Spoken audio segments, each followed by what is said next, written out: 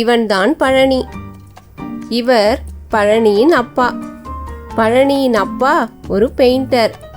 பழனி 5ஆம் வகுப்பு படித்து வந்தான். படிப்பில் பழனி மிகவும் கெட்டி. இவள் ராஜி. இவளும் படிப்பில் கெட்டிதான். பழனியும் ராஜியும் நண்பர்கள்.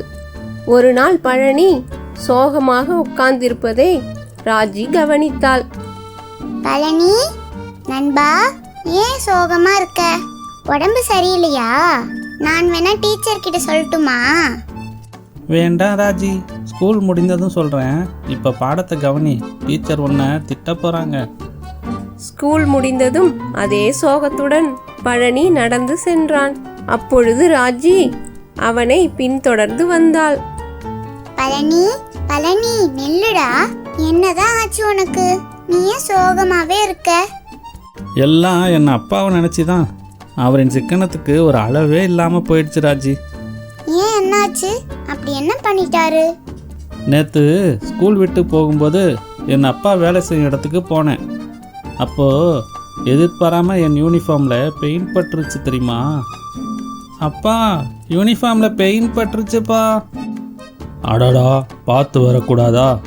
இந்த பெயிண்ட் துவைச்சாலும் போகாதே. அச்சச்சோ, போகாதா? அப்போ நான் ஸ்கூலுக்கு எதை போட்டுட்டு போகிறது? என்கிட்ட இருக்கிறதே 2 சட்டை தான். ஒன்று துவைக்க போட்டுட்டு ஒன்று போட்டுக்குவேன். இப்போ என்ன செய்கிறது? கவலைப்படாதப்பா, அதுக்கு அப்பா ஒரு அருமையான ஐடியா வச்சுருக்கேன் தம்பி. எப்படியும் புது சட்டை வாங்கி தர மாட்டீங்க. சரி, சொல்லுங்கள் உங்கள் ஐடியாவை. அண்ணன் 11th வேறு ஸ்கூல் போயிட்டான்ல, அவன் யூனிஃபார்ம் சும்மா தானே இருக்குது, அதை போட்டுக்கோ. அது பெருசாக இருக்குமேப்பா. பரவாயில்ல தம்பி, டெய்லர்கிட்ட கொடுத்து அதை ஆல்ட்ரு பண்ணி தரேன்.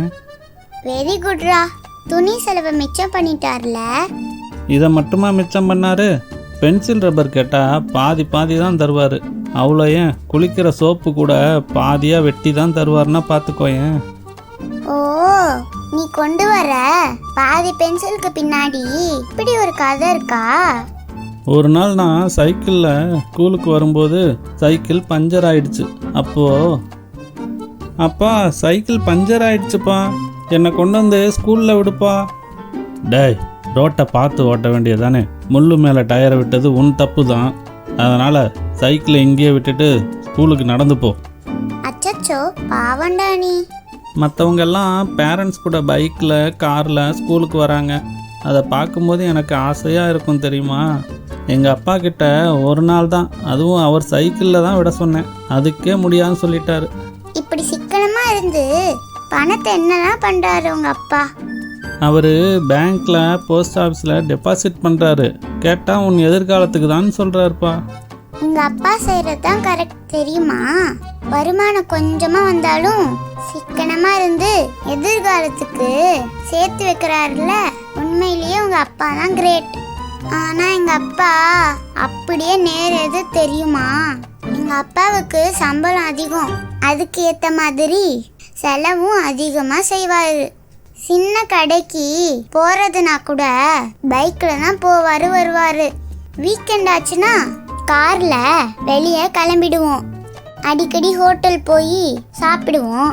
சேவிங்ஸ்னு எதுவுமே செய்ய மாட்டாரு. ஒரு நாள் எங்க அப்பாவை வேலையில இருந்து நிறுத்திட்டாங்க. அதுக்கப்புறம் செலவுக்கு பணமே இல்லாம நிறைய பேர்கிட்ட கடை வாங்கினாரு. எங்க அப்பாவை பார்க்கும்போது உங்க அப்பா தான் உயர்ந்தவர். பெற்றோர்கள் பிள்ளைகளுக்கு சொத்து சேர்த்து வைக்கலனாலும் பரவாயில்ல, கடன் வைக்காம இருந்தாலே அதுவே நம் குழந்தைகளுக்கு செய்யும் பேருதவி. மேலும் சிறு வயது முதலே சேமிப்பின் அருமையையும் சிக்கனத்தின் அவசியத்தையும் நன்கு புரிய வைத்து நாம் வளர்க்க வேண்டும்.